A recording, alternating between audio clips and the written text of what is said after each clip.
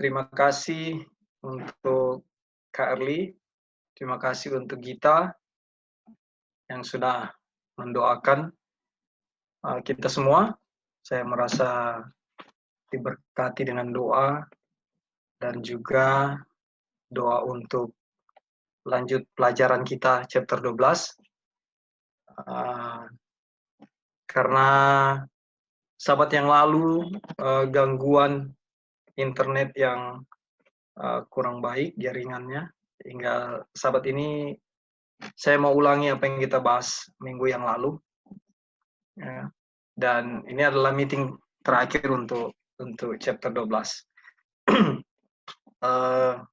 Sedikit review, kita ketahui bersama di waktu-waktu yang lalu, di meeting yang sudah kita bahas, di mana Kristus ada di padang gurun dan setan memanfaatkan keadaan. Dia pikir setelah 40 hari berpuasa, fisiknya sangat lemah dan kelaparan. Dia pikir dia bisa masuk dalam momen ini untuk supaya Kristus yang adalah Tuhan mendengarkan atau menuruti atau memuaskan apa yang menjadi keinginan setan. Kita tahu ceritanya ya. Dan pada pembahasan sebelumnya ditekankan bahwa setan itu memiliki firman. Setan memutarbalikkan firman Tuhan. Dan kita lihat bahwa Kristus berpegang kepada Bapanya. Ya. Kristus berpegang kepada Bapa di surga di dalam setiap perkara, dan di peristiwa pencobaan di padang gurun ini kita lihat Tuhan Yesus sangat teguh, tidak tergoyahkan dengan semua firman, dengan semua prinsip-prinsip yang keluar dari mulut Tuhan. Dia menggunakan kata ada tertulis. Ya, demikianlah firman Tuhan. Dua kalimat ini yang Tuhan pakai untuk melawan setan. Dan kita lihat juga ada penekanan yang lain tentang selera, ya, tentang makan. Bagaimana makanan itu menjadi satu menjadi satu hal, nanti ada penekanannya di bawah ya, menjadi satu hal yang sangat penting untuk kita perhatikan, ya, mengekang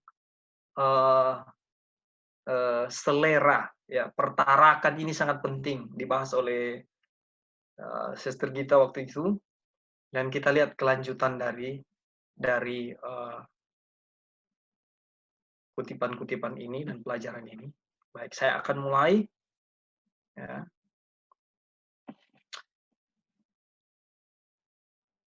Di kutipan sebelumnya dikatakan begini ya. Saya mau baca kutipan sebelumnya. Yesus bertemu dengan setan. Yesus bertemu setan dengan firman Tuhan. Dia menggunakan kata ada tertulis, ya. Dan di bawah juga dijelaskan demikianlah firman Tuhan. Ini yang Yesus gunakan. Nah, selama Kristus memegang posisi ini, penggoda tidak bisa mendapatkan keuntungan. Ini sebagai satu keteladanan yang patut kita warisi, yang patut kita lakukan di dalam kehidupan sehari-hari dari saudara dan saya. Ya. Karena ini kekuatan-kekuatan yang Tuhan sengaja berikan kepada kita. Nanti di bawah juga dijelaskan. Kekuatan-kekuatan ini menjadi pegangan buat kita. Cara-cara Tuhan ini menjadi pegangan buat kita. Untuk bagaimana saudara dan saya bisa menang. Nah, itu waktu di mana kelemahan terbesar saat mana Kristus diserang oleh godaan paling sengit. Ya. Jadi kata-kata ada tertulis, ya, atau demikianlah firman Tuhan, itu waktu di mana Tuhan di dalam ujian yang di saat dia lemah sekali ya, dalam keadaan lemah. Nah, godaan-godaan itu datang dan kata-kata ada tertulis dan demikianlah firman Tuhan itu keluar dari mulut Kristus. Ya. Penjelasannya di sini, dengan demikian setan berpikir bahwa dia akan menang. Dengan kebijakan ini, ia telah mendapatkan kemenangan atas manusia. Ketika kekuatan gagal dan kehendak kuasa melemah dan iman berhenti untuk beristirahat dalam Tuhan, maka orang-orang yang telah berdiri lama dengan gagah berani untuk kebenaran itu dikalahkan. Ini setan punya pikiran ya. Tapi kita lihat pengalaman dari Nabi Musa. Musa merasa lelah dengan pengembaraan 40 tahun bersama bangsa Israel. Ketika untuk saat itu imannya melepaskan pegangannya dari kekuatan yang tak terbatas. Ya. Ingat, Musa orang yang sabar, orang yang penuh iman, tapi ada masa-masa di mana dia jadi lemah. Ya. Di mana dia melepaskan pegangan sesuai kutipan ini. Ya. Demikian dengan Elia, kita lihat Nabi Elia, ya.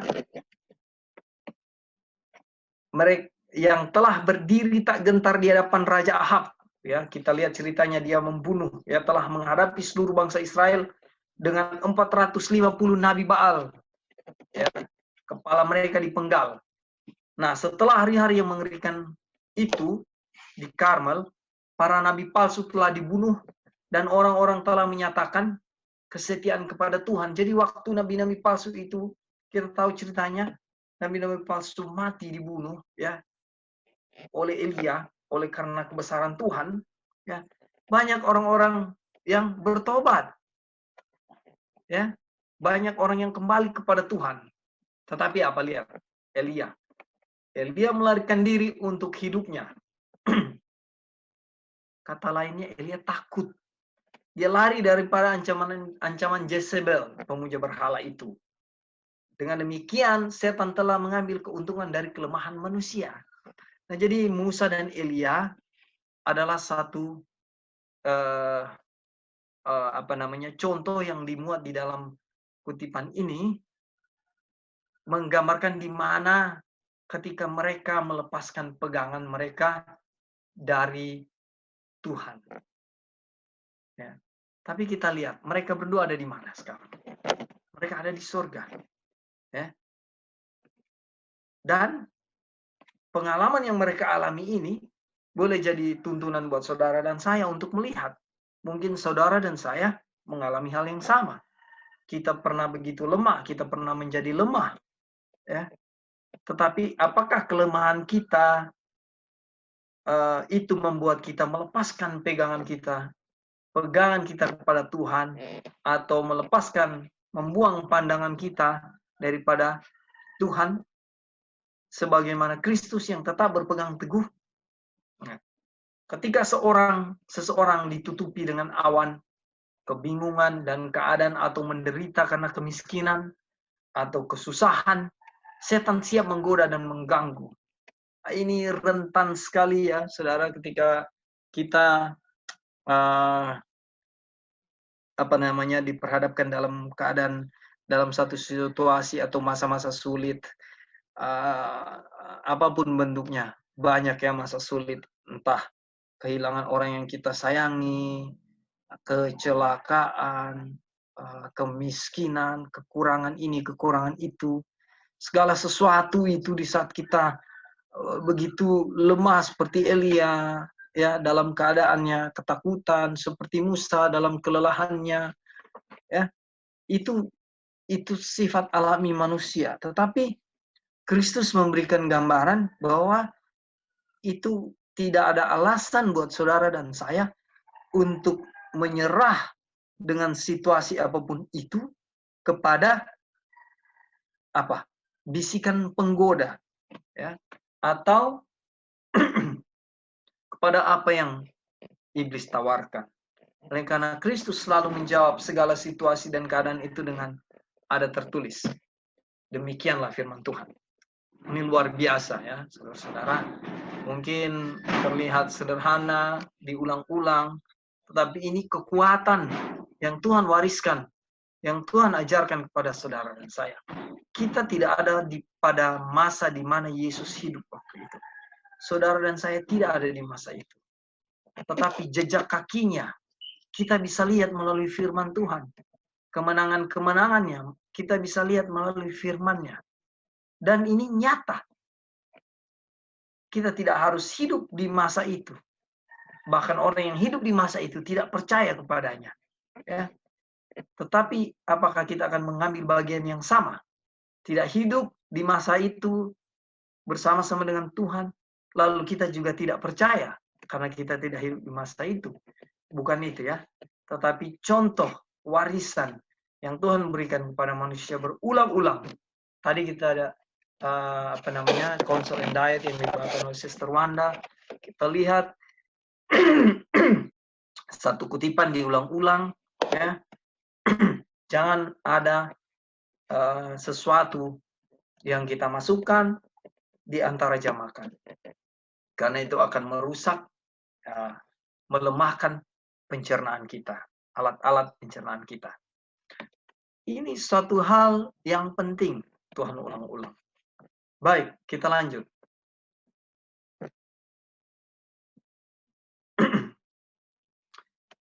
Dia berusaha untuk mengguncang kepercayaan kepada Tuhan yang menderita kondisi seperti itu. Jadi di saat kita lemah, ya, dia menyerang titik lemah karakter kita, ya. Karena saudara, waktu kita mengalami suatu masalah, satu penderitaan, satu tekanan, keadaan yang menekan, situasi yang apa ya namanya, yang tidak baik lah sepertinya, yang kurang beruntung lah. Di situ setan melihat ini keadaan yang bisa saya gunakan, dan saya akan menyerang manusia sebagaimana Kristus diserang. Ya. Nah, kita tergoda untuk tidak mempercayai Tuhan. Ini keseringan yang dialami saudara, yang saya alami, ya. Lebih sering tergoda untuk tidak percaya Tuhan. Padahal terlalu banyak bukti yang sudah Tuhan berikan. Terlalu banyak keadaan dan situasi yang membuat kita bersukacita karena Tuhan. Tetapi terulang lagi, terlalu banyak juga keadaan di mana kita tidak mempercayai Tuhan. Walaupun banyak bukti-bukti yang sudah Tuhan pernah suguhkan kepada kita. Dan kita lihat. Lalu kita mempertanyakan kasih Tuhan. Ini ironis sekali. Tapi ingat, kembali lagi, bahwa ini sifat alami manusia. Walaupun kita tidak memaafkan. Tidak harus memaafkan kondisi alami manusia ini, ya. Dengan kita menjawab setan, ada tertulis. Seringkali penggoda datang kepada kita, kepada saudara, sebagaimana dia datang kepada Kristus. Pola yang sama yang setan lakukan. Dia untuk menyusun di hadapan kita kekurangan-kekurangan dan kelemahan kita. Ya. Dia berharap untuk mematahkan semangat jiwa dan untuk merusak pegangan kita kepada Tuhan. Kemudian dia yakin akan mangsanya. Jadi hal-hal ini ketika dia lihat kita lemah, dia goda, dia lihat gerak-gerik kita sepertinya meragukan Tuhan, ya. Dia pikir, dia sudah yakin, ini mangsa saya. Ya. Nasihat. Jika kita akan bertemu dengannya, sebagaimana yang Yesus lakukan, kita harus lolos dari banyak kekalahan. Ini kutipan Desire of Ages 120.2. Nasihat buat kita, Ellen G. White tulis, ya. Kita harus memiliki banyak kemenangan, harus banyak lolos dari setiap rintangan-rintangan, setiap ujian yang ada di depan, yang setan suguhkan. Ya. Jadi jangan kita tiru Kristus, dia tidak mau berunding dengan musuh. Ya. Karena ketika kita berkompromi dengan musuh, berunding dengan musuh, menggunakan kata tetapi, itu kita sedang berunding dengan musuh. Ya.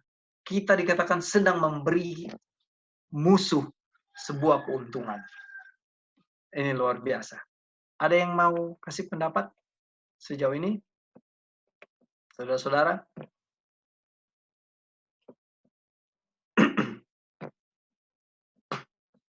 Baik, kalau belum ada, kita lanjut, ya. Ketika Kristus berkata kepada penggoda, manusia tidak akan hidup dari roti saja, tetapi dengan setiap kata yang keluar dari mulut Tuhan. Dia mengulangi firman-Nya bahwa lebih dari 400 tahun sebelumnya, dia telah berbicara kepada Israel. Tuhanmu, Bapamu menuntunmu 40 tahun di padang belantara. Dan dia merendahkanmu, merendahkan hatimu, dan membiarkanmu lapar dan memberimu makan. Engkau mana yang tidak engkau kenal dan yang juga tidak dikenal oleh nenek moyangmu, untuk membuatmu mengerti bahwa manusia hidup bukan dari roti saja, tetapi manusia hidup dari setiap firman yang diucapkan Tuhan. Saya ada pertanyaan, apakah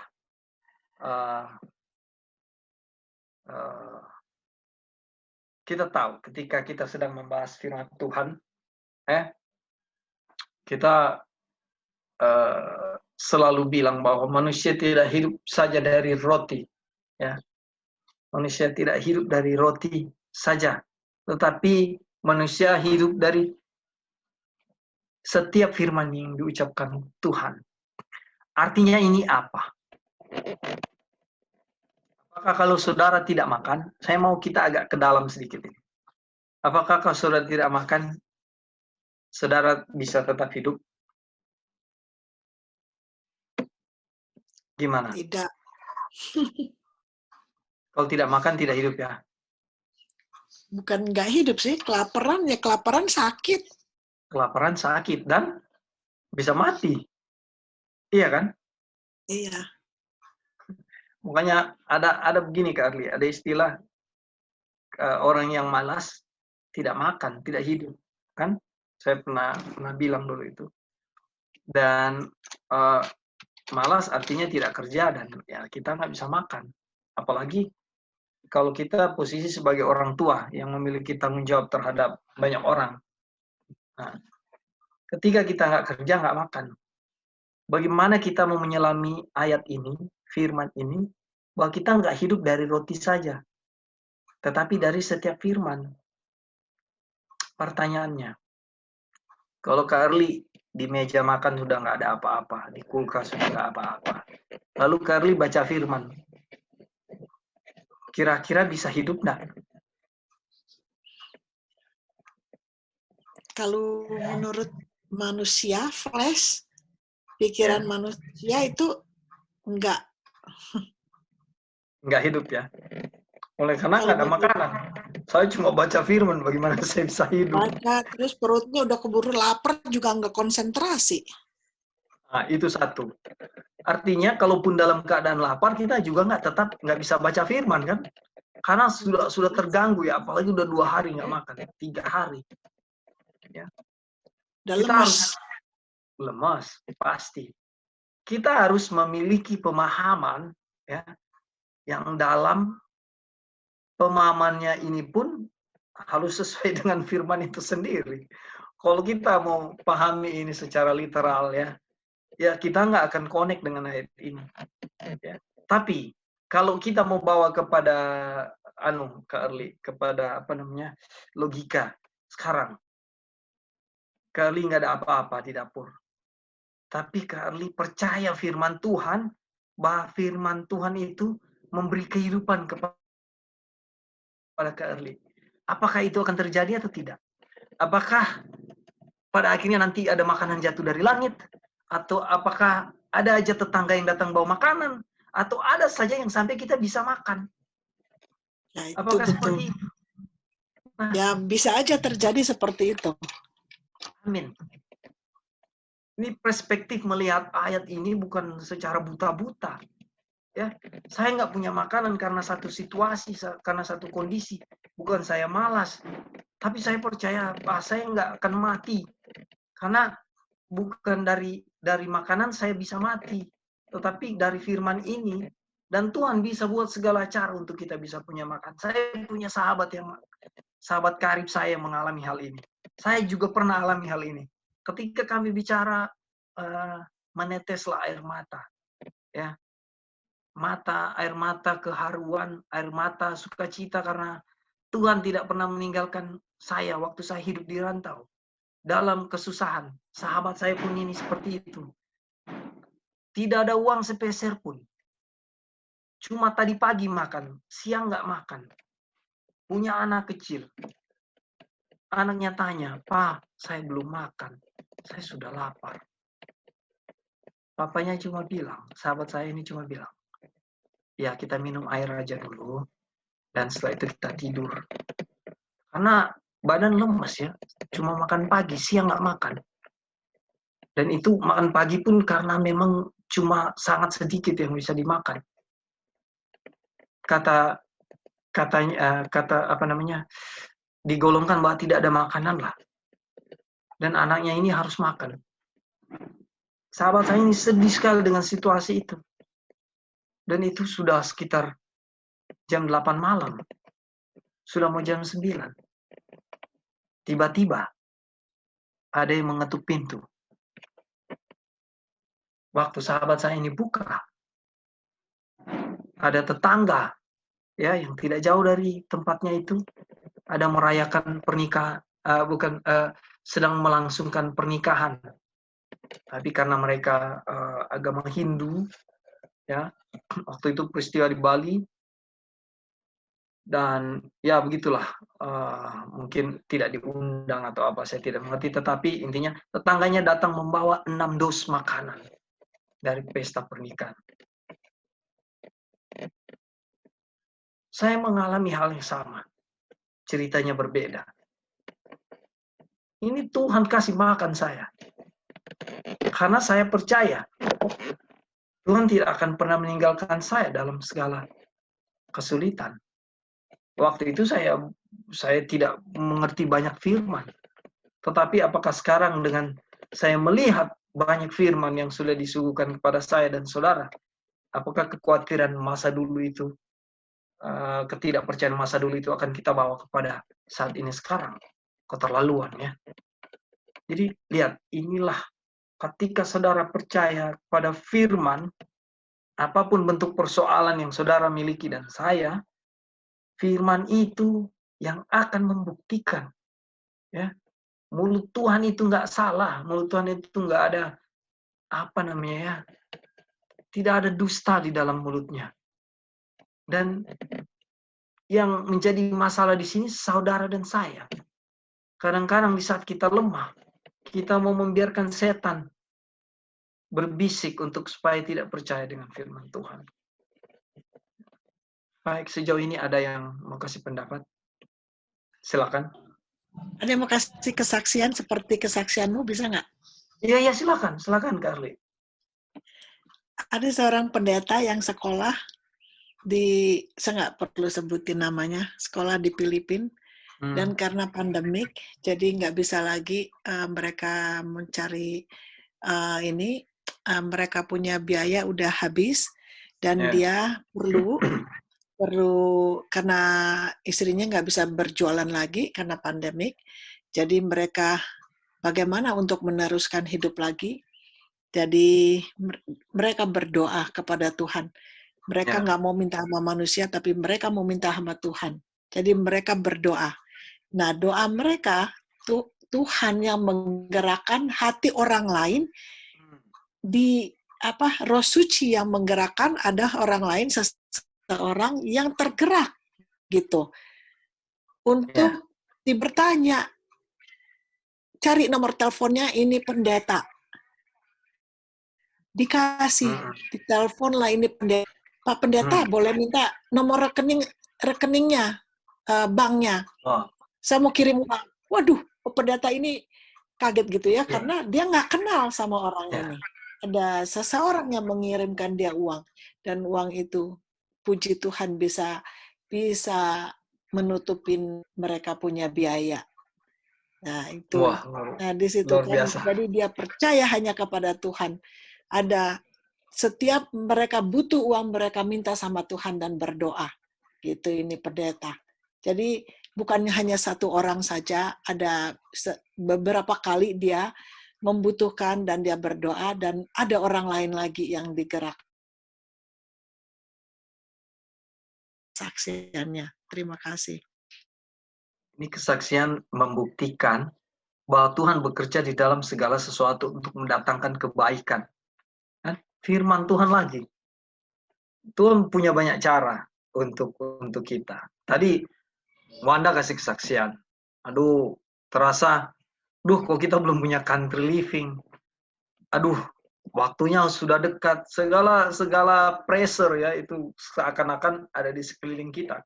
Tapi satu sisi saya percaya, Wanda dan Roy percaya bahwa ada waktu Tuhan. Saya juga sama, ada waktu Tuhan. Tapi kadang-kadang pertanyaan-pertanyaan itu, aduh, sudah mau dekat.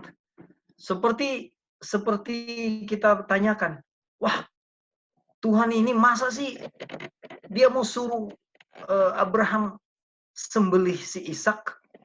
Kalau kita ada di suasana waktu itu, taruhlah kita nonton filmnya ya. Ketika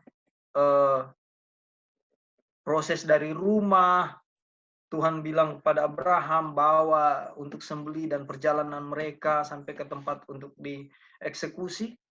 Ya. Tuhan kita bertanya, masa Tuhan sih? Masa sih Tuhan? Selalu begitu kan. Masa sih Tuhan? Sementara kita percaya bahwa Tuhan tuh nggak seperti itu. Tapi kita mau bilang, masa sih Tuhan? Nah, sama halnya kita juga ketika cari country living. Tuhan, aduh, masa waktunya sudah mau dekat tapi kita belum punya. Aduh, masa sih Tuhan? Aduh Tuhan, saya udah nggak punya duit mau lanjutkan rumah. Masa sih Tuhan? Ini, aduh, sampai kapan? Segala pertanyaan untuk meragukan Tuhan itu muncul. Dan di saat ini kita harus tahu bahwa setan sedang mengincar-ngincar, sedang melihat kesempatan untuk masuk. Ya. Jadi kesaksiannya terima kasih ya ke Early, memberikan kekuatan kepada kita, bukti bahwa orang lain di luar sana yang boleh kita sebut bukan present truth, toh Tuhan bekerja untuk mereka juga. Ya enggak? Ini bukti Tuhan mengasihi seluruh manusia. Tuhan mengasihi saya yang sudah belajar present truth. Tuhan mengasihi saudara yang sudah belajar hal-hal present truth. Tuhan juga mengasihi orang-orang yang mungkin belum belajar hal-hal present truth. Ini bukti ya. Nah, yang saya mau bilang kadang-kadang kita klaim bahwa kita ini priest, yang lain Gentiles dan sebagainya, dan terbukti bahwa Tuhan bekerja dengan hal yang sama kepada kita semua ya. Sedikit penekanan. Halo bro. Ya, silakan bro. Tambahkan sedikit. Ya. Jadi ini yang manusia hidup bukan dari roti saja. Jadi ini ada dua jenis ya, roti dan firman. Dan kita tahu kita hidup karena makan roti kan. Jadi kalau saya nggak makan selama ini, saya mati kan. Tetapi ini dibilang kita hidup bukan karena roti tapi firman kan. Jadi berarti ini dua hal yang berbeda. Jadi gimana ya maksudnya firman dan roti itu? Dan ini kembali ke waktu zaman bangsa Israel, dia bilang dia punya firman, dia bilang apa? Mana tadi ya dia bilang? Oh, jadi dia akan memimpin bangsa Israel di dalam perjalanan 40 tahun di padang belantara kan. Yeah. Jadi itu namanya firman. Jadi dia bilang mau pimpin. Nah, beda. Jadi apa beda roti dengan firman itu kan? Jadi istilahnya kalau Matius 6 ayat 33 kayak carilah dahulu kebenaran Allah, itu tuh firman, yang ditambahkan itu roti. Jadi kalau kita tambahannya itu roti yang kita pilih, kita akan mati. Tetapi kalau kita pilih yang firmannya itu, kita tidak akan mati. Karena firman itu bisa menghasilkan roti, sama dengan kesaksian-kesaksian tadi kan. Firman Tuhan jadi Tuhan, kita nggak akan kelaparan. Itulah yang kita percaya, dan itulah yang firman itulah yang akan siapa yang mau kasih roti. Jadi roti tidak bisa menghasilkan sesuatu, tetapi firman bisa menghasilkan sesuatu. Apapun itu. Dan firman itu pun termasuk di dalamnya roti juga bisa dihasilkan dari firman itu. Jadi ini yang mau diajarkan kita bahwa apapun kita punya, yang terutama adalah firman Tuhan ya. Kalau disuruh pilih mana, inilah makanya iman itu seperti ini ya. Di firman itu nggak kelihatan rotinya, tetapi dengan iman, di balik iman itu, firman itu bisa menghasilkan roti sebenarnya itu ya. Kalau cuma kita pilih roti, nggak akan dapat apa-apa selain. Mungkin dia punya, ya mudah-mudahan dia punya kata-kata pas ya, yang bisa. Ya, thank you. Oke. Thank you, bro. Ya, tapi bukan karena kita, oh iya, percaya aja, baca-baca firman Tuhan aja, tapi jangan makan-makan. Ini kan satu hal Salah. konyol juga ya. Presumption Jadi itu enggak, bukan iman. presumption. Jadi enggak seperti itu ya. Anda tidak kerja, Anda malas, lalu Anda bilang, kita tidak hidup berroti saja. Nah, ini satu kebodohan. Nah, thank you, bro, atas masukannya ya. Ada yang lain? Kalau Kak, Ya, Joy, silakan. ya hidup itu kan semua harus seimbang kan. Ada saatnya untuk makan fisikal, ada saatnya untuk makan spiritual. Jadi kalau makan spiritual 1 hari, 2 hari tanpa fisikal pun, Ellen White bilang kalau kita ada di buku Ministry of Healing, kalau mau fasting pun itu udah paling lama 2 hari. Jadi kalau udah more than 2 hari itu udah nggak bagus untuk tubuh kita. Nah dulu itu kita nggak ngerti sampai fastingnya sampai 10 hari gitu. Padahal menurut petunjuk dari Tuhan sendiri 2 hari gitu. Dan kalau mau fasting pun bukan berarti nggak makan makanan sama sekali, bisa hanya makanan yang simple, itu juga di kategori fasting. Jadi kalau mau hidup berdasarkan setiap firman Tuhan, petunjuk diet dan makanan Anda, Ministry of Healing kan itu juga firman Tuhan. Dan di situ nggak hanya spiritual, tapi harus ada physical juga. Nah, waktu Tuhan Yesus di padang belantara itu 40 hari kan itu ada misi tertentu lah di situ. Tapi kita hidup sekarang udah di 6.000 tahun.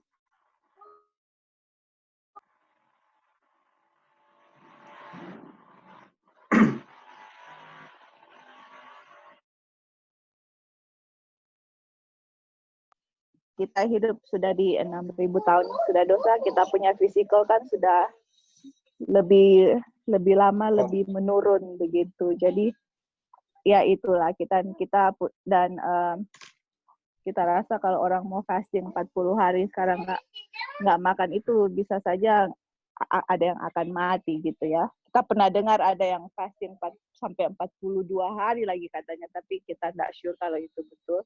Cuman bisa saja orang mati tanpa makan selama itu. Jadi hidup itu yang kita bahas itu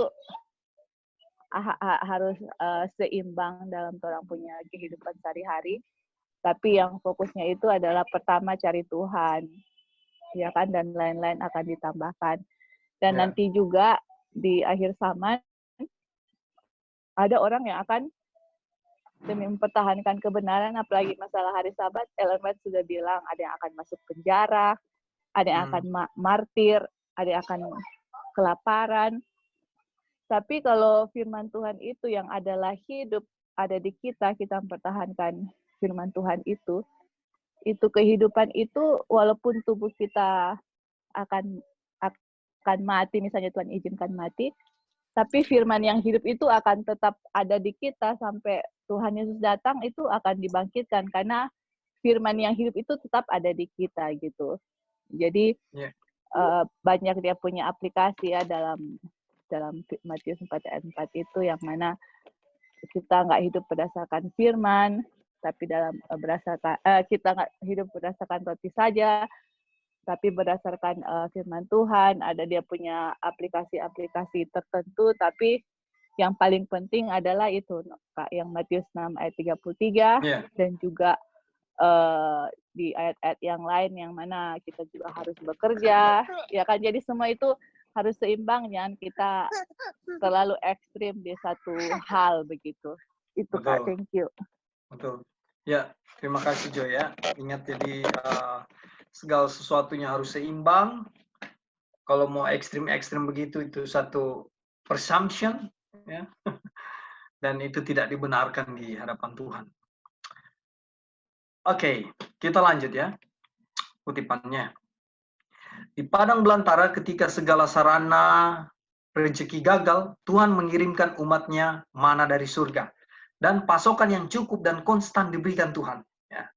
Ketentuan ini untuk mengajarkan kepada mereka, kepada bangsa Israel, kepada saudara dan saya, bahwa sementara mereka percaya kepada Tuhan dan berjalan dengan cara Tuhan, Dia tidak akan meninggalkan saudara dan saya. Ini jadi kekuatan buat saudara dan saya ya. Diulang-ulang selalu. Juru selamat sekarang mempraktekkan pelajaran yang telah diajarkan kepada bangsa Israel. Ya, dulu diajarkan dan waktu Kristus ada di padang belantara ya. Setelah 40 hari dia praktekkan itu firman yang dia ajarkan dulu. Dengan firman Tuhan, pertolongan telah diberikan kepada tuan rumah Israel. Dan dengan kata yang sama itu akan diberikan kepada Yesus. Nah, dia menunggu waktu Tuhan untuk membawa bantuan. Ini selalu ya, Sister Wanda. Kita tunggu-tunggu kapan country living punya country living ya. Tuhan Yesus menunggu bantuan dari Bapa. Kita juga mengalami hal yang sama. Saya lagi menunggu bantuan dari Tuhan untuk supaya rumah saya di country living selesai dan bisa ditinggali dengan layak. Saudara-saudara yang masih cari country living menunggu bantuan Tuhan sehingga Tuhan bilang, ini tempatmu. Mulailah membangun. Nggak ada uang, ini uangnya. Nggak ada uang, oh ini kayunya, ini bahan-bahannya. Banyak cara ya, seperti pendeta tadi. Nggak punya uang, tiba-tiba ada yang tanya rekening. Ini cara Tuhan semua. Boleh jadi kekuatan saudara dan saya, puji Tuhan ya. Dia berada di padang belantara dalam kepatuhan kepada Tuhan. Jadi, apa ini? Apa istilahnya kepatuhan ya? Yang kita belajar. Submit ya. Submission. Dan dia tidak akan mendapatkan makanan dengan mengikuti anjuran setan. Kalau saudara dan saya dalam kesulitan, bukan untuk mengatasi kesulitan kita dengan anjuran setan. Di hadapan alam semesta yang menyaksikan dia bersaksi bahwa adalah lebih kecil malapetaka untuk menderita, atau kata lain, biarlah saya menerima malapetaka penderitaan ini, ya, apapun yang mungkin menimpa daripada saya menyimpang dengan cara apapun dari kehendak Tuhan. Kokoh berdiri teguh di dalam kebenaran itu sendiri, tidak mau menyimpang. Ya, ini teladan Kristus. Apapun situasinya, saya tidak mau menyimpang. Aku tidak mau menyimpang dari kehendak Tuhan. Apapun keadaan kita, jangan ada hal-hal untuk kita memaafkan satu situasi dan keadaan agar kita mendapat keuntungan yang pada dasarnya kita tahu itu sudah bertentangan dengan hukum Tuhan, dengan kehendak Tuhan. Saudara dan saya tahu itu. Kita sudah banyak makan firman Tuhan. Tapi yang dibutuhkan sekarang, bagaimana setiap firman yang kita dengar itu berakar, sehingga dia bertumbuh dan berbuah di dalam kehidupan saudara dan saya. Ya, ini penting sekali. Puji Tuhan untuk kutipan yang kita boleh pelajari saat ini. Saya lanjut. Manusia tidak akan hidup dengan roti saja, tetapi dengan firman Tuhan.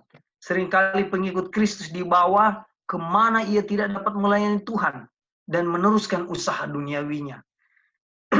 Mungkin tampaknya kepatuhan terhadap beberapa tuntutan yang jelas dari Tuhan akan memutuskan kekayaan pendukungnya. Ya, maksudnya kadang-kadang kalau kita mau melayani Tuhan, ya, itu terhambat oleh karena ada hal-hal duniawi yang kita pikir kita harus lakukan, harus kita jalani. Ya, kadang-kadang hal-hal duniawi ini mengikat kita. Ya. Dan kadang-kadang ketidakpercayaan kita, wah kalau saya nggak lakukan ini, nanti saya rugi. Kalau saya tidak melakukan itu, nanti saya, pada akhirnya kita menyampingkan ya Tuhan. Pelayanan kepada Tuhan kita kesampingkan. Oleh karena ini kutipan yang ditulis ya. Dikatakan setan akan membuatnya percaya bahwa dia harus mengorbankan keyakinannya yang sungguh. Setan bilang, nggak apa-apa kok. Nggak apa-apa. Kristus dulu pernah teguh berdiri, tapi kamu kan nggak sama seperti Kristus. Kamu nggak harus seperti Kristus. Jadi pada akhirnya kita jatuh terpeleset. Tapi satu-satunya hal di dalam dunia kita yang mana kita dapat andalkan, sebagaimana Kristus tadi, ya di atas adalah firman Tuhan. Hanya ini katanya. Ini saya bold merah. Satu-satunya di dalam dunia di mana kita hidup saat ini, ya, yang dapat saudara dan saya andalkan hanyalah firman Tuhan.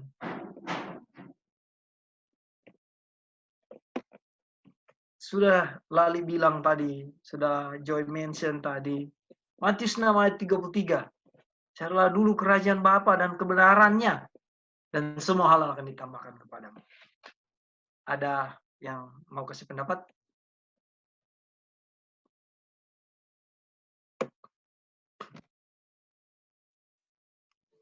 Ya Kak, mau Ya. tambah sedikit. Silakan. Ini bukan kita punya pengalaman sendiri ya, kita hanya dengar orang lain punya pengalaman yang kayak tadi Tante Uli share. Ya. Jadi ini Kak Uli share yang ada satu pendeta di Wildwood. Dia itu nggak mau terima gaji dari conference untuk bayar dia sebagai pendeta. Jadi di Wildwood itu kan staffnya itu semua dapat gaji yang sama gitu. Dan gaji sebanyak sekecil itu kalau hidup di Amerika itu it is impossible kalau saya mau bilang. Kita nggak usah mention berapa, pokoknya it's very minim lah. Jadi dia nggak mau terima gajinya sebagai pendeta, dia hanya mau terima sebagaimana yang digaji oleh staff yang di Wildwood itulah. Tapi hanya satu katanya yang dia minta, yaitu dia mau kasih kesaksian tiap Sabat yang mana Tuhan itu pimpin mereka makan cukup. Luar biasa. Dan, jadi kayak maksudnya makan cukup tanpa harus dibayar sebagai gaji pendeta ya di Amerika gitu. Dengan hanya gaji yang sedikit begitu. Hanya itu yang dia minta selama 50 tahun. Can you imagine for 50 years? Ya, jadi maksudnya ya itulah ya. Memang kalau orang yang betul-betul mau dedicate dirinya kepada Tuhan itu nggak akan berkekurangan gitu, selalu akan di-provide ya. Jadi sama yang tadi Kak Opin bilang, yaitu bangsa Israel ya, selama mereka punya perjalanan selalu dikasih sama Tuhan gitu, makanan di-provide sama Tuhan. Jadi umat Tuhan itu juga sebenarnya kita nggak perlu khawatir dalam kita punya kehidupan. Tuhan mau makan apa, yang penting apa yang Tuhan bilang pun kita bekerja. Jadi istilahnya jangan karena Tuhan yang provide ya nggak perlu kerja nggak seperti itu juga ya. Jadi kita kerja, Tuhan akan provide walaupun mungkin tidak mencukupi, hanya itu kemampuan kita. Ya yakin bahwa Tuhan akan mencukupi kita punya kehidupan seperti orang-orang lain yang kita baru sebutkan tadi, yang itu pendeta itu, dan juga yang Tante Uli mention tadi, pendeta yang ada di Filipina. Jadi God has 1,000 ways untuk provide. Orang punya kebutuhan, bukan orang punya kemauan. Bedakan orang punya need dengan orang punya want. Oke, thank you Kak. Thank you Joy. Saya pribadi merasa dengar kesaksian ini.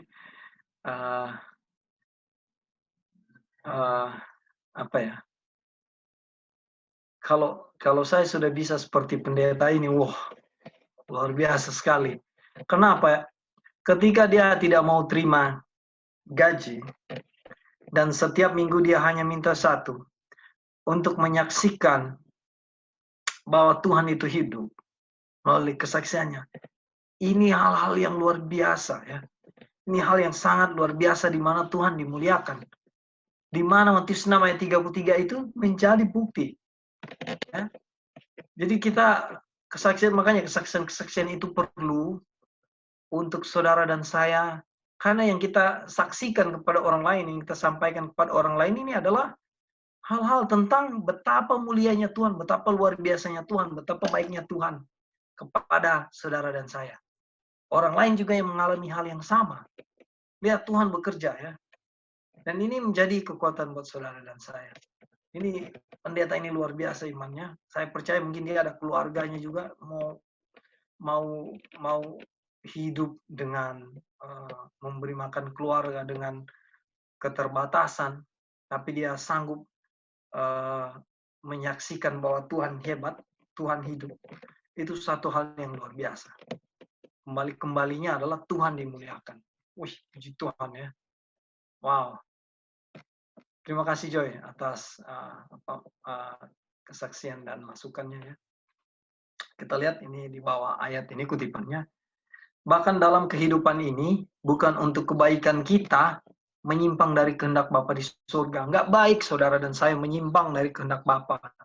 Nggak baik kita menyepelekan Tuhan atau mengutamakan hal yang lain daripada kita mengutamakan Tuhan. Karena Matius 6 ayat 33, ya.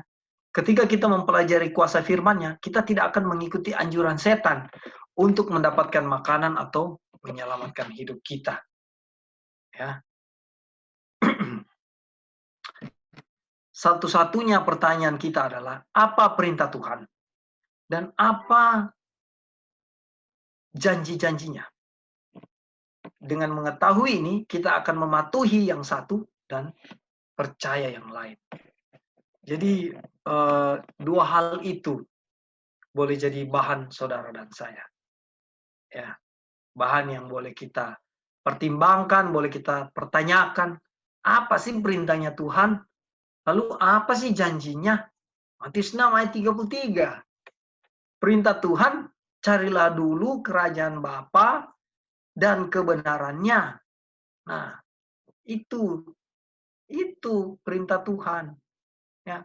Lalu janjinya apa? Dan semua hal ini akan ditambahkan kepadamu. Luar biasa ayat ini.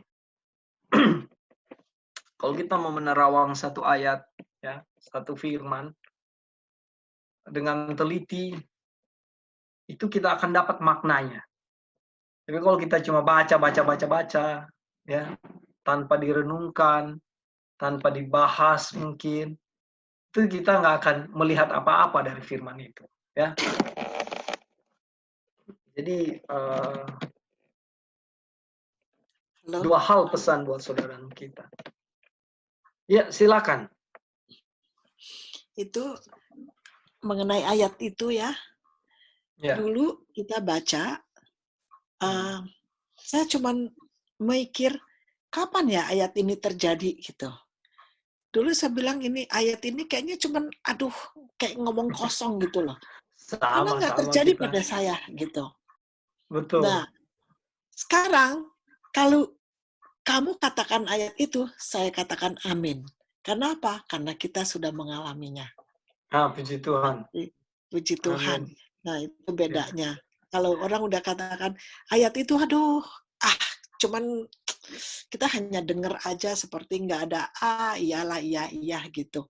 Nggak kenyataan gitu ya. Betul. Nah, puji Tuhan sekarang kalau ayat itu selalu kita katakan amin karena selalu kita alami. Thank you. Bukankah Kak Erli menjadi satu kekuatan buat kita? Bahwa kalau di masa dulu Tuhan pernah menolong kita, apakah sekarang Tuhan tidak menolong? Atau di masa yang akan datang Tuhan tidak akan menolong kita? Enggak kan? Tapi justru dengan Kak Erli sudah alami Matius 6 ayat 33 di masa yang lalu, sebelumnya kita cuma baca, tidak mengerti. Baru pada kesempatan kedua, kita baca dan mau cari mengerti. Kesempatan ketiga, kita baca, kita mengerti, dan kita alami. Kesempatan keempat, ayat itu ada di belakang, ya, pengalamannya ada di belakang, artinya ayat pengalaman itu kita sudah alami, dan ayat itu tetap menjadi landasan kaki kita sepanjang perjalanan kita menuju rumah kita yang sesungguhnya. Puji Tuhan ya. Jadi kita mau terus tahu kaki ini sebagai ayat ini sebagai alas kaki kita, enggak? Itu tergantung dari kita semua ya. Kadang-kadang begini Kak Ali, on off, hari ini saya percaya, besok tidak, lusa. Jadi Tuhan Yesus memberikan contoh, di dalam kondisi apapun dia tidak on off. Dalam kondisi apapun dia tidak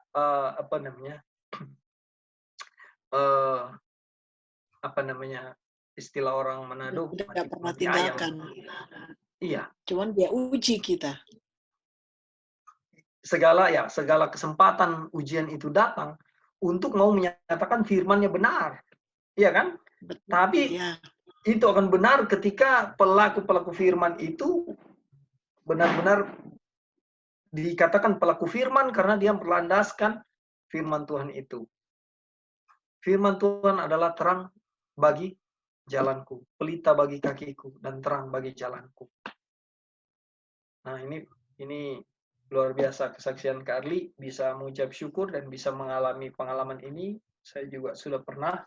Yang jadi masalah sekarang adalah bagaimana hal-hal ini tidak on off dalam kehidupan kita. Kalau kita mau percaya hari ini, percaya saja selamanya, karena di masa-masa lalu kita sudah ditolong. Apakah hari ini kita tidak ditolong?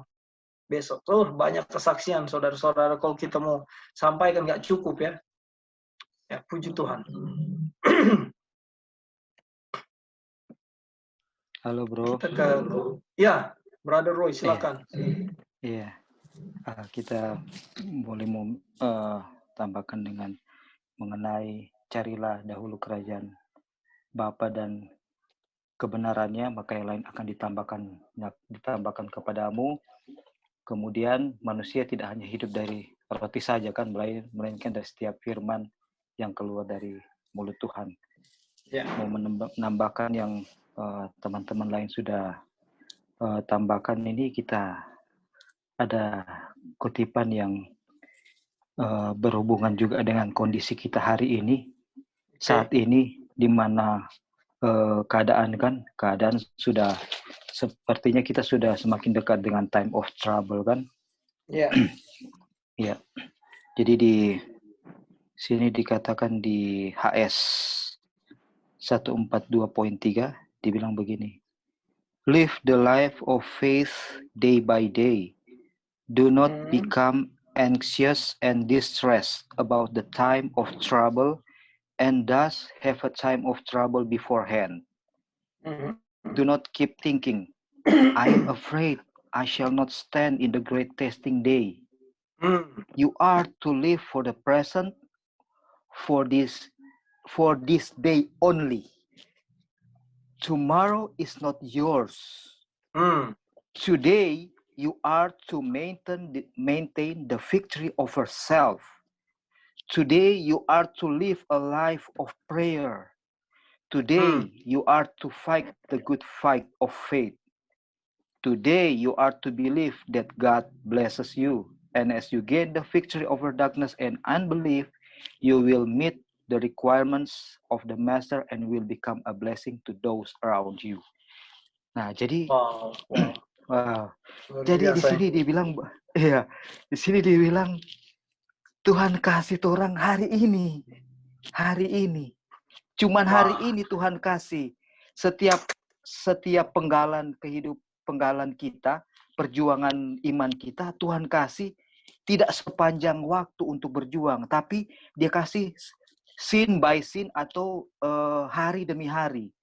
Jadi jangan khawatir akan time of trouble yang sudah dekat, yang besok, lusa, bulan depan, tahun depan. Tapi Tuhan bilang hari ini yang saya kasih buat kamu, inilah hari di mana kamu harus jadi pemenang. Kamu harus hidupkan kehidupan yang beriman. Jadi sebenarnya waktu Tuhan bilang, seek ye first the kingdom of God, itu first First itu, first-nya dalam 1 hari, atau dalam 1 bulan, atau dalam 1 tahun yang harus kita perjuangkan. Yang harus ini. Kalau dari Yang ayat Tuhan kasih, yang Tuhan kasih Iya. buat kita. Kalau kita hubungkan dari ayat yang lain bilang kesusahan sehari cukuplah sehari, bro, dengan kutipan yang baru dibacakan ini, kita bisa simpulkan bahwa Tuhan kasih 1 hari aja, hari ini. Oke, puji Tuhan. Dan kita lihat di kutipan ini, kutipan berikut. Ini ya.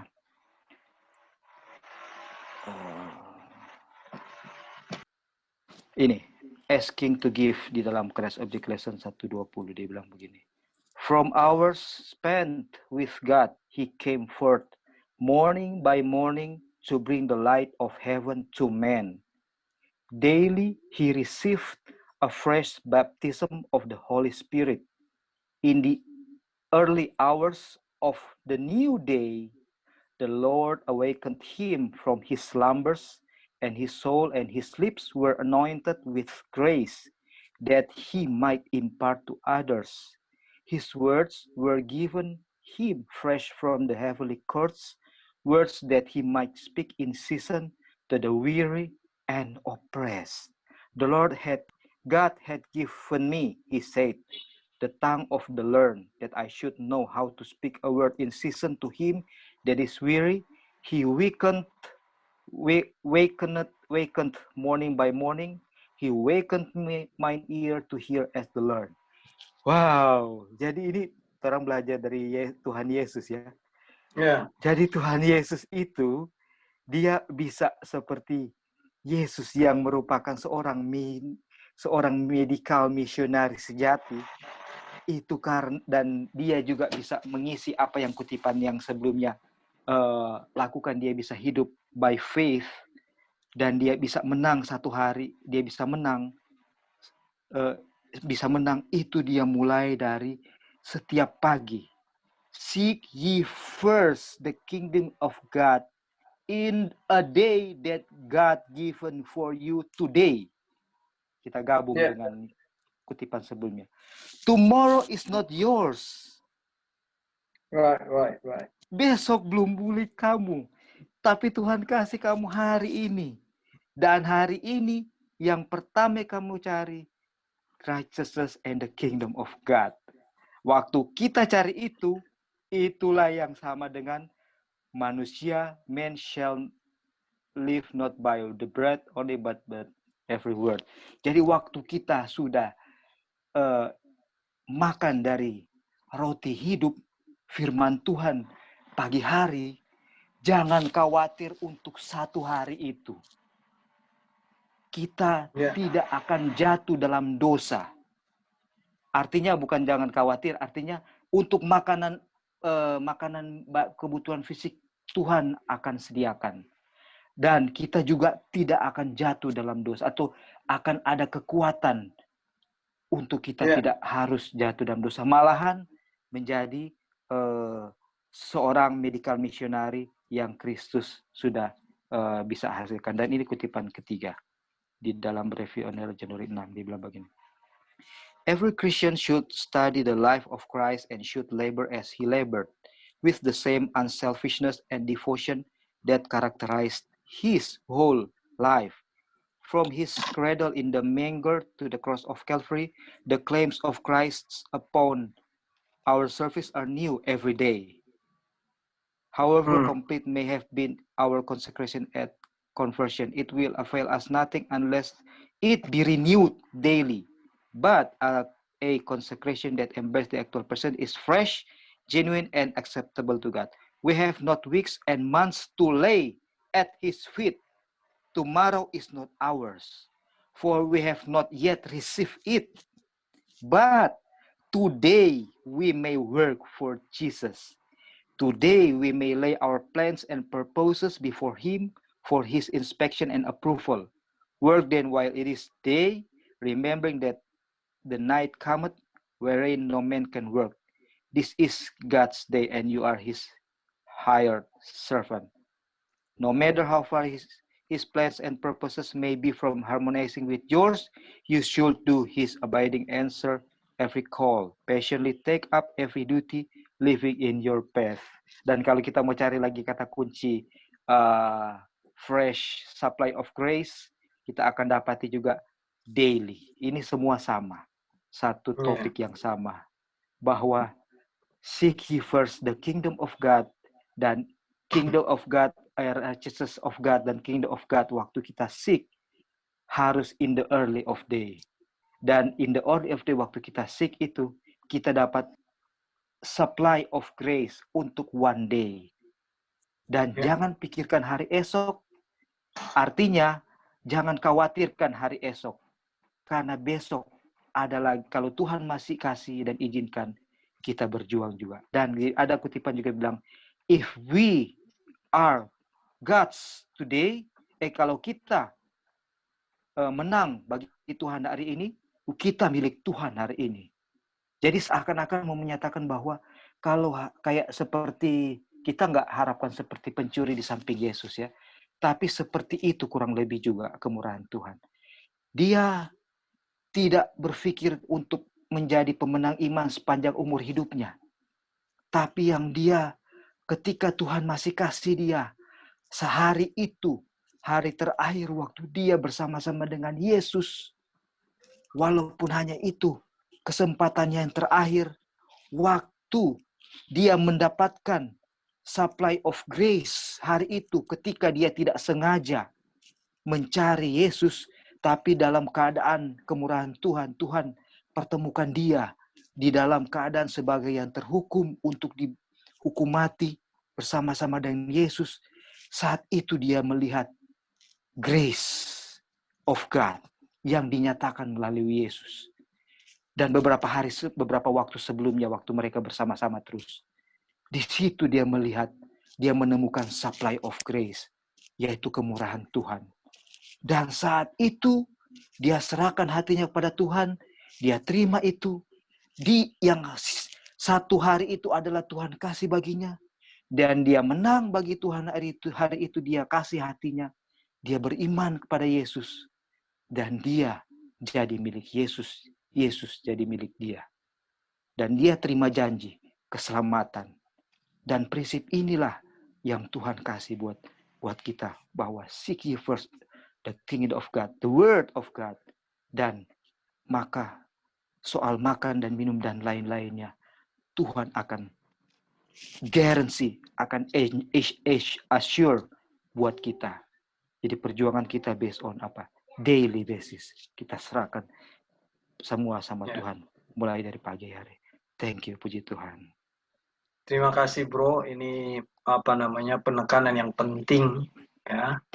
Kita lihat bahwa tadinya kita hanya bahas tentang Matius 6 ayat 33, kini kita lihat landasan yang Tuhan kasih, supaya kadang-kadang kita, cara pemikiran kita, cara melihat kita akan rencana-rencana di dunia ini melebihi apa yang porsi Tuhan berikan ya. Jadi sebenarnya makanya kita khawatir, karena semua kita tampung untuk besok, untuk lusa, untuk tahun depan, itu kita sudah tampung di hari ini, sehingga kepercayaan kita kepada Tuhan akan hilang, keraguan-keraguan kita kepada Tuhan akan hilang. Tetapi ketika kita lihat porsi yang Tuhan Yesus berikan kepada kita daily basis itu, di mana cari Tuhan di waktu pagi, dan kita hanya menjalani kehidupan untuk hari ini, karena besok kesusahan, sehari cukuplah sehari, besok itu ada hal yang lain.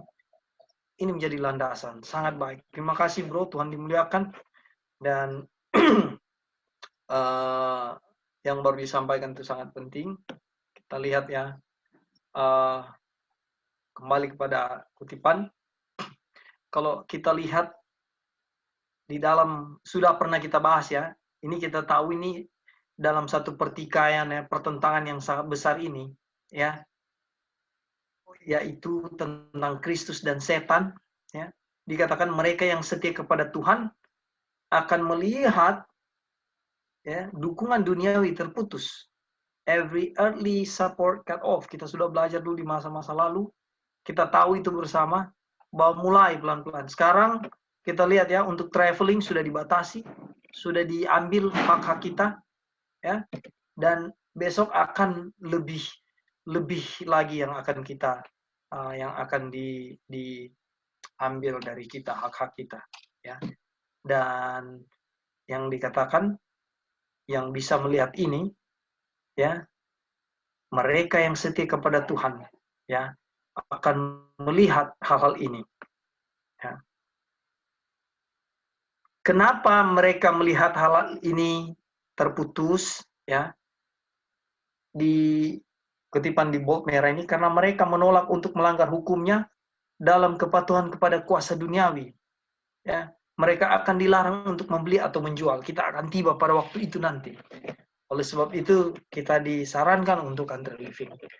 Karena dengan country living banyak yang kita bisa lakukan untuk Tuhan. Dan sampai kepada death penalty, ya, hukuman mati. Terlihat di Wahyu 13 ayat 11 sampai 7. Tetapi untuk yang taat diberi janji, ya. Dia akan tinggal di tempat tinggi, bentengnya ialah kubu di atas bukit batu, rotinya disediakan, air minumnya terjamin. Yesaya 33:16. Dengan janji ini anak-anak Tuhan akan hidup. Tadi sudah Brother Roy bahas, Kak Erli, Joy, Lali, ya. Di saat bumi akan tandus karena kelaparan, mereka akan diberi makan. Tidak perlu ada kekhawatiran karena hari demi hari. Tapi ya, saya juga secara pribadi terima kasih ya Brother Roy. Ini jadi satu hal yang klik juga buat saya untuk oke, saya lupa bahwa kehidupan itu hari demi hari aja. Nggak usah pikirkan yang akan ada di depan. Ya, terima kasih sudah diingatkan. Jadi kekuatan secara pribadi buat saya, ya. Nah, mereka tidak akan mendapat malu pada waktu malang, pada masa-masa kesukaran, pada masa kecelakaan. Dan mereka akan menjadi kenyang pada hari-hari kelaparan. Mazmur 37:19. Pada saat waktu Nabi Habakuk dalam kesusahan, dia menatap ke depan dan kata-katanya mengungkapkan iman gereja. Ya, ada di Habakuk 3:17-18. Sekalipun pohon ara tidak berbunga, pohon anggur tidak berbuah, hasil pohon zaitun mengecewakan, sekalipun ladang-ladang tidak menghasilkan, ya, bahan-bahan makanan, kambing domba terhalau dari kurungan. Ini saya teringat ini pohon anggur pohon ara tidak berbunga, pohon anggur tidak berbuah, hasil pohon mengecewakan, COVID, tidak ada yang punya penghasilan lagi, ada yang punya penghasilan tapi istilahnya ngos-ngosan, ya. Ladang-ladang tidak menghasilkan bahan makanan, kambing domba terhalau dari kurungan, dan tidak ada lembu sapi di ladang. Namun aku akan bersorak-sorai di dalam Tuhan. Aku akan beriria di dalam Tuhan, keselamatanku. Nabi Habakuk. Satu keteladanan yang perlu kita contohi oleh karena kita mau hidup hari demi hari, ya, dengan Tuhan. Kita lanjut. Dari semua pelajaran yang dapat dipetik dari godaan besar pertama Tuhan kita, yaitu adalah tidak ada yang lebih penting daripada yang menanggung atas kendali selera dan gairah. Ini saya bold, saya underline. Ini jadi kekuatan buat saudara dan saya untuk memperhatikan hal ini karena ini penting. Di pelajaran Sabat pagi juga tentang pertarakan makanan sudah dibahas, dan sekolah Sabatnya matching. Ini luar biasa, Tuhan ini tidak ada yang kebetulan, ya. Jadi ingat, tidak ada yang lebih penting, ya, daripada bertarak, daripada mengendalikan selera dan gairah. Ini sangat penting. Pada segala zaman, godaan yang menarik bagi sifat badani telah paling berpengaruh dalam merusak dan merendahkan umat manusia. Hal ini melalui hal kehilangan pengendalian diri, setan bekerja untuk menghancurkan mental dan kekuatan moral dan yang Tuhan sudah berikan kepada manusia sebagai anugerah yang tak ternilai harganya. Dengan demikian menjadi mustahil bagi manusia untuk menghargai hal-hal yang bernilai kekal. Kalau saudara ragu, saya ragu, saudara tidak bertarak, saya tidak bertarak, kita kehilangan kendali dan kita tidak bisa menilai lagi bahwa sesuatu hal kekekalan itu hal yang paling berharga. Tidak mungkin, saudara. Tidak mungkin saudara dan saya akan akan menghargai hal-hal yang Tuhan suguhkan ini sebagai satu hal yang berharga. Ya, oleh karena apa? Kita tidak sanggup mengendalikan selera dan gairah. Makan aja, hantam aja. Saya ingat dulu ada satu Pak Haji, dia memberikan ceramah, dia bilang, ya, di bulan puasa itu tidak boleh. Di hari-hari biasa masuk soto ayam, masuk daging sapi, masuk daging kambing, masuk Kentucky Fried Chicken, masuk tiang listrik, semuanya masuk. Tapi di hari puasa ini katanya semua dijaga, dikontrol. Saudara, gambaran tentang Hawa jatuh, Kristus digoda makanan, ya. Kita juga banyak berdosa oleh karena tidak mengendalikan selera. Ini suatu poin yang penting yang Tuhan mau sampaikan kepada saudara dan saya. Oleh sebab itu, kenapa di Matius 6 ayat 33, carilah dahulu kerajaan Allah dan kebenarannya. Bukan Tuhan tulis carilah dahulu makanan, lalu saudara dan saya cari firman Tuhan, kerajaan. Enggak. Tuhan tidak bilang itu. Karena apa? Penekanannya, kendalikan selera. Melalui kemanjaan hawa nafsu, setan berusaha untuk menghapus dari jiwa setiap jejak yang mirip dengan Tuhan. Itu karakter Tuhan di dalam diri manusia itu pelan-pelan dihapuskan melalui tidak mampunya kita mengendalikan selera. Ya, ini penting sekali. Nggak sekedar kita dengar, nggak sekedar kita baca. Saya mau lanjut. Kemanjaan yang tidak terkendali dan akibat penyakit dan keburukan yang ada pada kedatangan pertama Kristus akan kembali ada. Sudah ada, kita sudah lihat ya. Dengan kekuatan jahat, ini Ellen G. White tulis di abad-abad 19 ini ya. Nah, dia bilang akan ada dan dengan kekuatan jahat. Nah, ini sudah ada, kita sudah lihat semua ya. Sebelum kedatangan kedua kali, itu terulang lagi.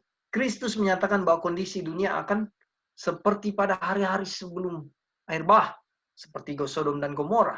Setiap imajinasi pikiran hati akan jahat terus-menerus. Wow. Saudara alami sendiri. Dengan setiap ujian dan godaan yang ada di sekeliling saudara. Saya juga alami hal yang sama. Ya. Kalau kita mau belok, tidak mau mengikuti kehendak Tuhan, kita akan terjerumus terus. Dan kadang-kadang, kalau kita sudah terjerumus, kadang-kadang ya, oh Tuhan, kita berpikir bahwa tidak ada kesempatan kedua. Bisa saja tidak ada kesempatan kedua. Oleh karena begitu banyaknya nasihat yang sudah diberikan bagi saudara dan saya. Ya, Tuhan baik, tetapi segala sesuatunya ada batas untuk menyatakan Dia penuh kasih dan berkuasa.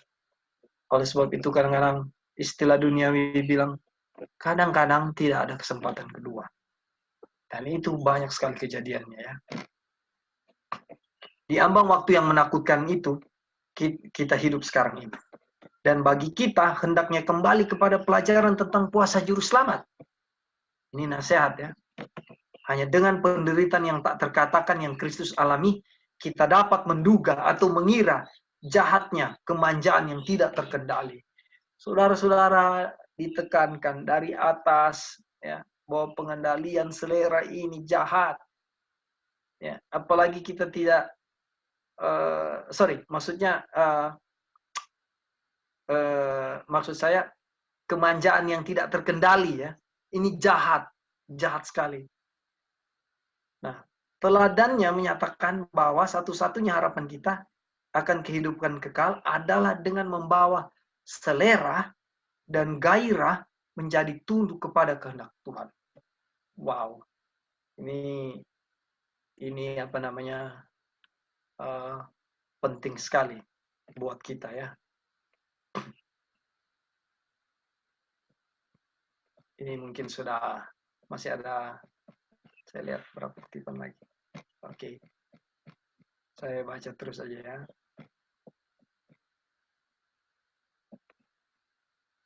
Dengan kekuatan kita sendiri, ya, tidak mungkin bagi kita menyangkal tuntutan alam yang jatuh. Melalui saluran ini, setan akan membawa godaan kepada saudara dan saya. Kristus tahu bahwa musuh akan datang terus kepada manusia. Dia mengambil keuntungan dari kelemahan yang turun-temurun. Dan dengan sindiran palsunya untuk menjerat semua yang tidak percaya kepada Tuhan.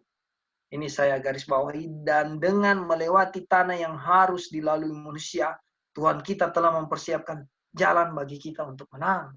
Tuhan sudah kasih contoh, Tuhan sudah kasih firman. Ya. Jadi setiap hari ketika ada ujian, yang Brother Roy bilang tadi, kita menghidupi hari demi hari, ya. Setiap hari ketika kita melalui, Tuhan sudah kasih kemenangan, Dia sudah kasih jalan, Dia sudah persiapkan jalannya buat saudara dan saya untuk menang. Melalui apa? Firman-Nya. Kita sudah lihat Dia menang bagaimana. Bukanlah kehendak Tuhan supaya kita itu ditempatkan pada keadaan yang menderita karena konflik dengan setan. Ya. Dia tidak akan membuat kita terintimidasi dan putus asa oleh serangan ular. Ya. Dia katakan di dalam Yohanes 16 ayat 33, bersoraklah, aku telah mengalahkan dunia. Hidup kita harus penuh dengan sukacita ketika menjalani setiap harinya. Oleh karena apa? Karena kita Matius 6 ayat 33. Ya. Biarlah dia yang berjuang melawan kuasa nafsu makan, ya. Dia yang berjuang, ya. Dia yang berjuang untuk kuasa nafsu makan, ya. Memandang kepada juru selamat. By beholding we become changed. Behold the Son of God. Jadi kita ini ada di istilahnya di padang belantara penggodaan. Dan kita diminta pandanglah kepada juru selamat. Namanya aja juru selamat. Saudara memandang pada apa? Tuhan itu penyelamat. Lihatlah dia di dalam penderitaannya di atas salib. Seperti yang dia serukan, aku haus. Dia telah menanggung semua yang mungkin bagi kita untuk menanggung kemenangannya adalah milik kita. Saudara dan saya, kita diberi pola yang harus kita ikuti. Dan dikatakan, Yesus bersandar kepada kebijakan dan kekuatan Bapa surgawinya. Dia menyatakan, Bapa akan menolongku, oleh karena itu aku tidak akan terkutuk. Dan aku tahu bahwa aku tidak akan malu. Lihatlah, Tuhan akan menolongku. Ini harus menjadi seruan saudara dan saya. Menunjuk kepada teladannya sendiri, ya, dia berkata kepada kita, siapa di antara kalian yang takut kepada Tuhan, yang berjalan dalam kegelapan dan tidak memiliki cahaya, hendaklah ia percaya di dalam nama Tuhan dan bersandar kepada Tuhannya. Saudara percaya itu tidak? Itu masalah kita. Yesaya 50 ayat 7-10. Pangeran dunia datang, kata Yesus, dan tidak memiliki apa-apa dalam diriku. Yohanes 14 ayat 30. Tidak ada dalam dirinya yang, ya, tidak ada satu hal dalam diri Tuhan yang menanggapi tipu muslihat setan. Dia tidak menyetujui dosa. Tidak. Bahkan oleh sebuah pemikiran dia tidak menyerah pada godaan. Begitu juga dengan kita. Polanya Yesus Kristus. Keteladannya adalah bergantung kepada Bapa. Yang menjadi kekuatannya adalah iman percaya kita. Yang menjadi sandaran dan pegangan kita. Kemanusiaan Kristus disatukan dengan keilahian. Dia cocok untuk pertentangan dengan berdiamnya Roh Kudus. Ya, dan dia datang untuk membuat kita mengambil bagian dari sifat ilahi. Selama kita bersatu dengannya, dengan iman, dosa tidak memiliki kuasa lagi atas kita. Selama kita bersatu. Apa Brother Roy? Communion with God. Every morning, every day. Mungkin siang saudara jatuh dalam dosa karena pagi tidak bersatu dengan Tuhan. Mungkin selama 1-2 bulan ini saya jatuh dalam dosa karena saya tidak ada hubungan dengan Tuhan. Oleh sebab itu, supaya kita ada connection dengan Tuhan, connection with the God, ya, karena ini penting sebagaimana Kristus dengan Bapa, dan itu menjadi, ya, kekuatan kita, menjadi teladan kita. Haruslah kita lakukan setiap hari. Tuhan meraih tangan iman di dalam kita, mengarahkannya untuk berpegang teguh pada keilahian Kristus, agar kita dapat mencapai kesempurnaan karakter. Itu pelan-pelan kita. Makanya dikatakan tadi hidup hari demi hari itu karena kita prosesnya pelan-pelan. Pelan-pelan sampai kepada kesempurnaan. Hari ini saya bergantung kepada Kristus, besok saya bergantung, lusa saya bergantung, minggu depan saya bergantung, bulan depan, setiap hari saya bergantung. Tidak kita sadari, pertumbuhan karakter Kristus sedang terbentuk. Peristiwa karakter Kristus terbentuk dalam diri kita sedang terjadi. Prosesnya sedang berjalan sampai kepada kesempurnaan. Dan ketika kita melakukan itu setiap hari dengan Tuhan, kita tidak sadar bahwa kita akan benci dosa. Karena Tuhan, firman itu yang membenci dosa di dalam diri kita. Karena apa? Kebiasaan kita, melalui kebiasaan kita akan bisa. Ya, kebiasaan kita yang bergantung, kebiasaan kita yang berserah, pada masanya kita akan tiba pada titik, saya benci dosa, melihat dosa dengan sangat jijiknya. Karena saudara tidak biasa lagi dengan berdosa. Saudara tidak biasa lagi kalau tidak bergantung. Sebagaimana Kristus kepada Bapa. Saya lihat berapa jauh lagi. Ya, tinggal 2 kutipan. Lalu bagaimana ini bisa tercapai? Kristus telah menunjukkannya kepada kita. Ya, saudara, melalui maksud apa dia menang atas konflik dengan setan? Dengan firman Tuhan. Ada tertulis. Hanya dengan firman itu dia bisa menahan godaan. Ada tertulis. Dan kepada kami diberikan melebihi janji-janji besar dan berharga bahwa dengan ini Anda mungkin mengambil bagian sifat ilahi setelah lolos dari kebusukan yang ada di dunia melalui nafsu. 2 Petrus 1 ayat 4. Setiap janji dalam firman Tuhan adalah milik saudara, milik saya. Dengan setiap kata yang keluar dari mulut Tuhan adalah untuk kita hidup. Ketika diserang oleh godaan, lihat bukan pada keadaan atau kelemahan diri sendiri, tetapi untuk kekuatan firman. Semua kekuatannya adalah milik saudara dan saya. Katamu, kata Mazmur itu, dalam hatiku aku menyimpan janjimu supaya aku jangan berdosa terhadap engkau. Yang saya singgung tadi di atas.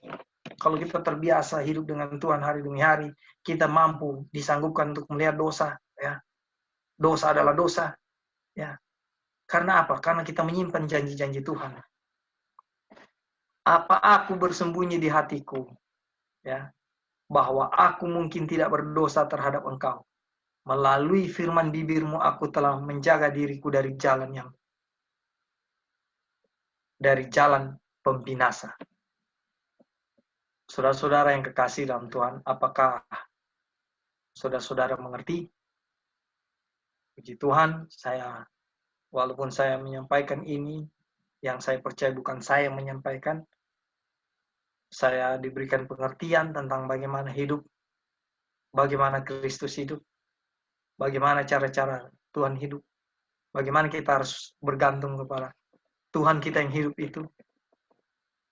Sebelum kita tutup, adakah masukan-masukan dari saudara-saudara? Silakan.